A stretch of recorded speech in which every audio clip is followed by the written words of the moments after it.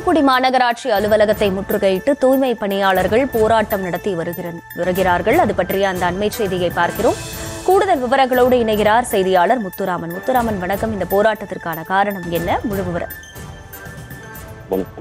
தூத்துக்குடி மாநகராட்சியில் பணிபுரியும் தூய்மை பணியாளர்கள் ஊதியத்தில் தனியார் ஒப்பந்த நிறுவனமான அவர்லாண்ட் என்ற நிறுவனம் ரூபாய் 2500 பிடித்தம் செய்ததை கண்டித்து மாநகராட்சியில் முற்றுகையிட்டு 200க்கும் மேற்பட்ட தூய்மை பணியாளர்கள், தூய்மை வாகன ஓட்டுநர்கள் வேலை நிறுத்தத்தில் ஈடுபட்டு போராட்டம் செய்து வருகின்றனர்.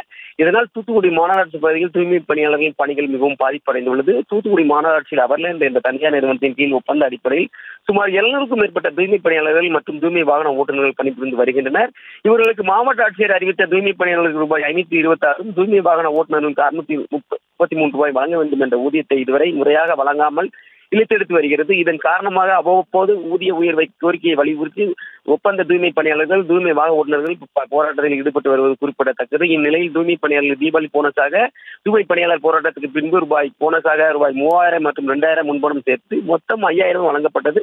இதை மாதந்தோறும் 500 பிடித்தம் என்று வழங்கப்பட்ட நிலையில் இந்த நிலையில் மாதம் சுமார் 2500 அமர்லாண்ட் பிடித்தம் செய்ததை கண்டித்து இந்த ஒப்பந்த தொழிலாளர்கள் எல்லாம் சேர்ந்து தற்பொழுது மாநகராட்சி முன்பு போராட்டத்தில் ஈடுபட்டு வருகின்றனர்.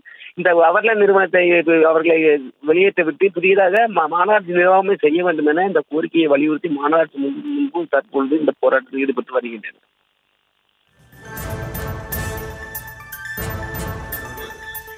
விவரங்களுக்கு நன்றி முத்துராமன்.